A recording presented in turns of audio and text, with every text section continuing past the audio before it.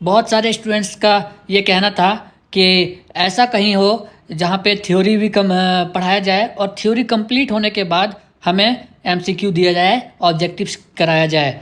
तो SSD 99 पे आपको ये मिलेगा। आप रेगुलर वीडियो पे बने रहो, चैनल पे बने रहो और कंटिन्यू आपको डेली आपको लेक्चर प्रोवाइड करा दिया जाएगा।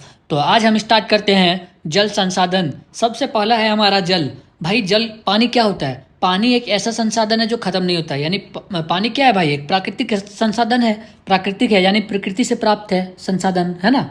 वही संसाधन जो प्रकृति से प्राप्त है उसे हम प्राकृतिक संसाधन कहते हैं। पानी क्या है? प्राकृतिक संसाधन है जो खत्म नहीं होता। फॉर एग्जाम्पल देखे होगे आप कि जो कुआं होता है या फिर नदी जो होता है वहाँ पे कभी कभी पानी सूख जाता है, पानी खत्म हो जाता है, लेकिन फिर क्या होता है, कुछ दिनों में पानी आ जाता है ना। तो क्या होता है? खत्म नहीं होता है। तो इसको हम क्या कहते हैं? नवीकरण योग्य बोलते हैं। नवीकरण योग्य बोलते हैं, जो खत्म नहीं होता, फिर से इस्तेमाल कर सकते हैं, फिर से वो रिपीट होता है, तो उसे हम कहते हैं नवीकरण योग्य। तो पानी क्या है? नवीकरण योग्य है। सूरज की रोशनी क्या है? नवीकरण योग्य है। उसके बाद एक इम्पोर्टेंट पॉइंट है, ये धरती पे पानी जो है, धरती पे 3/4 हिस्सा है पानी से ही ढका हुआ है। भाई समझो, 4 में से 3 भाग जो है क्या है? पानी से ढका हुआ है। लेकिन इम्पोर्टेंट बात यह है कि इसमें जो पानी है वो ज़्यादातर खारा पानी है, यानी कि पीने लायक या इस्तेमाल करने लायक पानी नहीं है।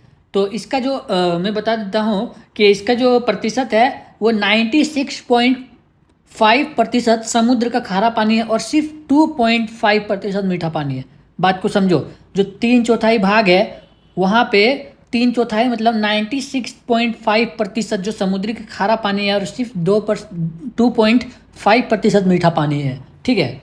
उसके बाद हमारा है ये हमारा जल संसाधन के प्रकार। तो भाई जल संसाधन मतलब जल कितने प्रकार के होते हैं? किस किस तरह के जल आप देखे हैं? तो जो एक ज़मीन पे होता है यानी सतही जल जिसको बोला जाता है, जैसे नदी में, झीलों में, तालाबों में, है ना, बांधों में, ये सब क्या होता है? जो ज़मीन पे जो होता है उसको हम लोग क्या बोलते हैं? जो सतह पे होता है सतही जल बोलते हैं। एक होता है भूजल। भूजल क्या होता है भाई? ज़मीन के अंदर जो पानी होता है, जैसे क्या हो गया, कुआं हो गया, हैंडपंप यानी चापाकल हो गया, है ना, इसे क्या बोलते हैं हम लोग? भूजल बोलते हैं। यानी जमीन के अंदर से निकलता हुआ पानी को भूजल कहते हैं। वर्षा जल जो बारिश के कारण प्राप्त होता है। उसके बाद है हमारा हिमनद जल।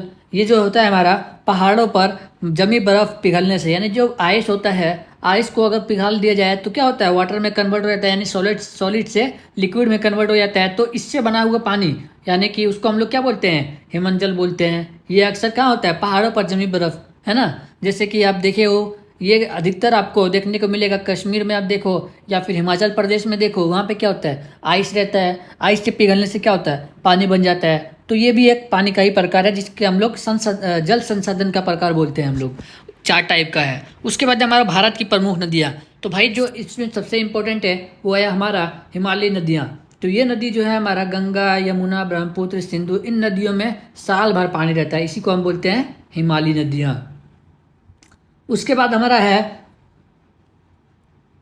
सरकारी योजनाएं। ठीक है। सरकारी योजनाएं क्या क्या चलाया गया है सरकार के द्वारा, है ना, पानी को लेके। तो जल जीवन मिशन, ये योजनाएं में क्या हुआ था? हर घर तक पानी पहुंचाया गया था। गांव में आप देखे हो कि हर घर में, शहर में भी देखो आप, हर घर में जो है पानी की सुविधाएं प्राप्त हुआ है सरकार के द्वारा। तो ये सरकारी योजनाएं चलाया गया था ताकि लोगों को जल संसाधन मिल सके। उसके बाद है हमारा अटल भूजल योजना, यानी कि ये योजना चलाया गया था अधिकतर जो है गांव के क्षेत्रों में। ठीक है। जहाँ पे कुआं या फिर जो हैंडपंप होता है, चापाकल, उन सब चीज़ों को प्रोवाइड किया गया था, यानी भूजल योजना।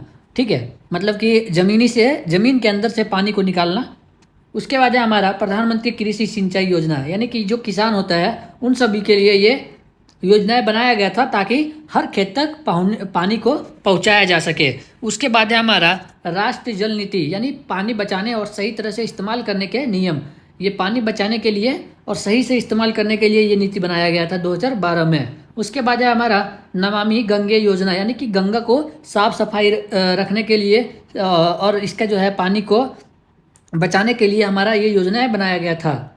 उसके बाद है हमारा डैम यानी बांध। भाई डैम क्या होता है? या बांध क्या होता है, एक बड़ी दीवार होता है या फिर रुकावट होता है, यानी कि बहता हुआ पानी को क्या कहता है, रोक दिया जाता है और फिर जब उसका ज़रूरत पड़ता है तो उसको खोल दिया जाता है। उसी को तो हम कहते हैं भाई बांध, डैम, है ना। आप देखे भी होंगे। तो इसका काम क्या होता है, पानी को रोकना होता है। इसका काम पानी को रोकना, जमा करना और ज़रूरत के समय छोड़ दिया जाता है, ठीक है। उसके बाद जो है इससे हमारा क्या होता है, बहती फ्लो ऑफ वाटर से क्या होता है, जो पानी का बहाव होता है उससे बिजली बनाया जाता है, यानी कि खेतों में पानी देना, खेत में भी पानी दिया जाता है। बाढ़ को अगर जो डैम होता है उसको ज़रूरत के समय पे खोला जाता है, जब खेतों में भी पानी की ज़रूरत हो तो उसे खोला जाता है बाढ़ रोकने के लिए, है ना। उसके बाद पीने का पानी पहुंचाना आसान होता है इससे, डैम से। उसके बाद हमारा भारत के प्रमुख बांध, भाई ये सब है भारत के प्रमुख बांध। भाखड़ा नंगल बांध जो सतलुज नदी पर बना हुआ है, कहाँ पे, सतलुज नदी पर भाखड़ा नंगल बांध जो हिमाचल प्रदेश पंजाब में है, ठीक है। उसके बाद हमारा हीराकुंड बांध जो महानदी पर है, ये उड़ीसा में है, एशिया का सबसे लंबा मिट्टी बांध, ठीक है। उसके बाद है हमारा टिहरी बांध, ये कहाँ है, भागीरथी नदी पर, कहाँ है, उत्तराखंड में है। भारत का सबसे ऊंचा बांध ये है, कौन, टिहरी बांध। उसके बाद है हमारा सरदार सरोवर बांध। सरदार सरोवर बांध कहाँ है, तो नर्मदा नदी पर है, गुजरात में है और नर्मदा परियोजनाओं का मुख्य हिस्सा ये है। उसके बाद है हमारा इडुक्की बांध, ठीक है। उसके बाद है हमारा नागार्जुन सागर बांध और हिरन बांध। बात करते हैं हम लोग मल्टीपर्पज़ रिवर प्रोजेक्ट यानी बहुउद्देश्य नदी परियोजनाएं, ऐसे बांध जिनसे एक साथ कई काम किए जाते हैं, मतलब मल्टीपर्पज़, ठीक है। बहुत सारे काम उससे हम लोग निकाल सकते हैं, ठीक है। तो भाई बाढ़ से जो है हम लोग डैम से क्या क्या हम लोग ये कर सकते हैं, बताओ क्या क्या हम लोग सुविधाएं प्राप्त कर सकते हैं। खेत में पानी देना हो सकता है वहाँ से, है ना, खेतों में यानी सिंचाई। बिजली की उत्पादन वहाँ से हो सकता है, पीने का पानी वहाँ से दिया जा सकता है ना। बाढ़ को, जो बाढ़ आता है, बाढ़ उसको कंट्रोल किया जा सकता है, मछली का पालन किया जा सकता है। ये सब चीज़ें जो है हमको फ़ायदा देखने के लिए मिल जाता है। उसके बाद अगर हम बात करते हैं फ़ायदे की, तो वही चीज़ें सेम फ़ायदा इसमें क्या क्या होता है, पानी का सही उपयोग, बिजली और सिंचाई, वही चीज़ है जो अभी मैंने बताया, बाढ़ को कंट्रोल करना। और अगर इसकी नुकसान की भी बात करें तो इसमें एक नुकसान भी है डैम में भाई, बाढ़ में, यानी इसमें नुकसान क्या होता है, नदी का प्राकृतिक बहाव जो होता है, भाई नदी तो बहती जा रही है, अब तुम बीच में बाढ़ बना दे रहे हो, है ना, डैम बना दे रहे हो बीच में, तो उसका जो प्राकृतिक बहाव है वो तो रुकेगा ही ना, तो वो रुक जाता है, ठीक है। प्राकृतिक बहाव रुक जाता है, इसका नुकसान है हमारा डैम का। और जो होता है हमारा जलाशय बनने से जंगल और गांव डूब जाते हैं, समझ रहे हो। अगर देखो जैसे कि यहाँ से नदी गया, ठीक है, ये हमारा है रिवर, यहाँ से नदी गया, ये जा रहा है, अब तुम बीच में बाढ़ बना दिए हो यानी डैम बना दिए हो, तो ये अगर तुम डैम बना दिए, ठीक, डैम बना रहे हो, तो अगल बगल का जो पेड़ पौधे, गांव में रहने वाले लोग, उन सबों को दिक्कत होगा, समझ रहे हो, उन सबों को दिक्कत होगा और गांव जो है यहाँ पे डूब जाता है, इसमें समस्या होता है। उसके बाद है बहुत लोगों को अपना घर छोड़कर जाना पड़ता है, ठीक है। जब बनता है तो भाई घर छोड़ के जाना पड़ता है, मछलियों और जलीय जीवों पर असर भी पड़ता है, भूकंप का खतरा भी बढ़ता है भाई, बहुत इंपॉर्टेंट है ये, भूकंप का खतरा भी बढ़ता है डैम से।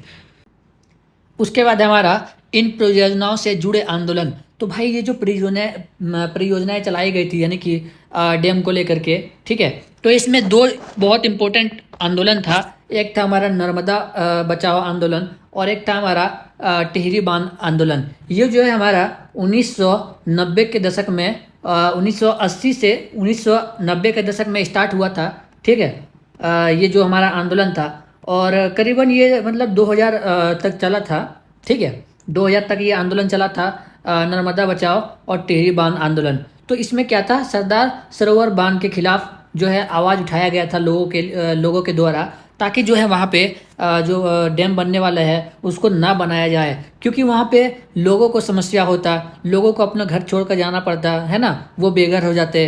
तो ये आंदोलन भाई कम से कम 10-15 साल चला और ये आंदोलन चलने के बाद क्या हुआ, आखिर में सरकार ने 2006 में जो हमारा डैम है उसको बना दिया, लोगों का बात नहीं मान के डैम को बना दिया गया था, 2006 में चालू कर दिया गया था। और टिहरी बांध पे भी वही चीज़ हुआ था, टिहरी बांध के खिलाफ जो है मुख्य कारण क्या था, लोगों का विस्थापन और पर्यावरण को नुकसान। तो ये सब चीज़ें जो है लोगों के द्वारा आंदोलन किया गया था ताकि वहाँ उस जगह पे डैम ना बने, लेकिन आखिरकार डैम बनाया गया था और अब चालू भी है। तो वहाँ पे उस टाइम में बहुत सारे लोगों को नुकसान भी हुआ था। उसके बाद बात करते हैं हम लोग वर्षा जल संग्रहण, यानी बारिश के पानी को इकट्ठा करके बाद में इस्तेमाल करने की प्रक्रिया। तो पारंपरिक जो तरीके हैं वो है हमारा पहाड़ी इलाकों में गुल या कुल नहरें, राजस्थान में घरों की छत से पानी टंकी में भरना। समझ रहे हो, घर का जो छत होता है भाई, वहाँ से जो है क्या होता है, पानी टंकी, जो बारिश का पानी होता है उसको इस्तेमाल कर लिया जाता है। उसके बाद हमारा पश्चिम बंगाल में खेतों में बाढ़ का पानी रोकना, ये सब चीज़ें जो है हमारा वर्षा जल संग्रहण, यानी बारिश के पानी को इकट्ठा करके इस्तेमाल करने की प्रक्रिया होती है। तो आज का वीडियो यहीं तक था। ये पूरा हमारा थ्योरी जो है कंप्लीट हो गया है, और जितना भी हमारा ऑब्जेक्टिव्स बनेंगे, एमसीक्यू क्वेश्चंस बनेंगे, वो यहीं से बनने वाला है। तो नेक्स्ट लेक्चर में हम लोग क्या करेंगे, तो एमसीक्यू आएगा टॉप 15, ठीक है, टॉप 15 एमसीक्यू आने वाला है नेक्स्ट लेक्चर में। तो नेक्स्ट लेक्चर को मिस ना करें, क्योंकि जितना आपने मेहनत किया, थ्योरी को कंप्लीट किया है, अगर आप ऑब्जेक्टिव पे ध्यान नहीं दोगे तो फिर क्या फ़ायदा थ्योरी पढ़ के। तो टॉप 15 क्वेश्चंस आने वाला है इसी से, जल संसाधन से। तो नेक्स्ट वीडियो में हम मिलते हैं, तब तक के लिए टाटा बाय बाय।